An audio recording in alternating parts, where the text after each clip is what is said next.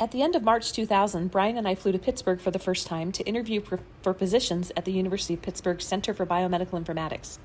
Chuck Friedman was the center director, and in July we moved our 2 young children with us to join him. Since then, he's been a mentor to me, advising me on my research and career. He's indirectly a mentor to many people globally as a leader in the learning health system movement, and we were very lucky to have him present our ground rounds last week. I loved his title, What are Learning Health Systems and Why They Will Outperform Other Approaches to Improving Health and Care? You all know the aspirations of a learning health system, to continuously and routinely improve health by marrying discovery to implementation.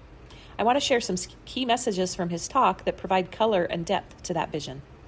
First, the learning health system movement has some anthems that help explain what differentiates it. Bring us the tough problems that aren't solved with current systems. And 17 years to 17 months to 17 weeks to 17 days, we need to speed up translation of research to practice. Second, being a learning health system is usually a matter of degree and maturity. Good health systems are analyzing data and learning from it, and they're also developing and implementing many solutions. A problem we all face is that most of the knowledge we generate goes into journals and doesn't actually improve patient care. Taking the evidence to practice is usually considered someone else's job, but few people take on that task. Instead, we have siloed groups, those that analyze data and those that implement solutions, and the LHS cycle is broken. Third, an LHS approach is different than other approaches in a few ways.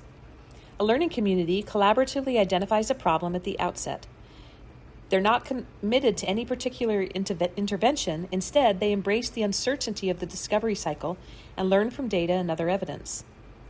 The learning community that discovers is also the community that guides implementation.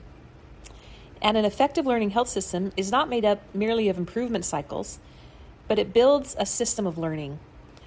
They develop and rely on socio-technical infrastructure and system-wide structures to improve learning. He gave a great example. If you want to get 350,000 people per day across a river, you can either provide some wood and glue and ask each person to build their own boat, or you can build a bridge that supports everyone in crossing. Would you agree that right now we have way too many rowboats being built in silos and not a system-wide program for learning? That's my focus as Chief Learning Health Officer and Associate Dean of Health Informatics. Bring together the silos to create a system of learning. Many of you are contributing to the thinking about the infrastructure that we need for this, the alignment of stakeholders, and identifying the questions that we need to answer about how to advance the learning health system at UT Southwestern. Achieving a learning health system is reliant on our ability to access quality data. I listened to a really interesting episode of the Practical AI in Healthcare podcast with Charlie Harp, who created a useful framework for measuring data quality. Good data is the foundation for good knowledge and useful solutions. AI is an important case in point. I loved his statement, we can't have garbage in and garbage out. If we don't give AI something good, all it's going to be is artificial stupidity at scale. Achieving a learning health system also increasingly relies on technology. Many promising innovations are tested in pilot studies or grant-funded projects, but aren't sustained once the grant funding ends because they rely on clinicians reaching out to patients by phone, for example. Technology can help us scale interventions beyond a small pilot.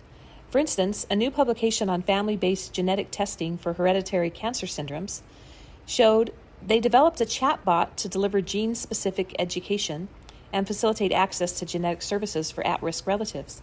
They showed that the chatbot was highly acceptable and it engaged relatives, supporting precision cancer prevention in a scalable way.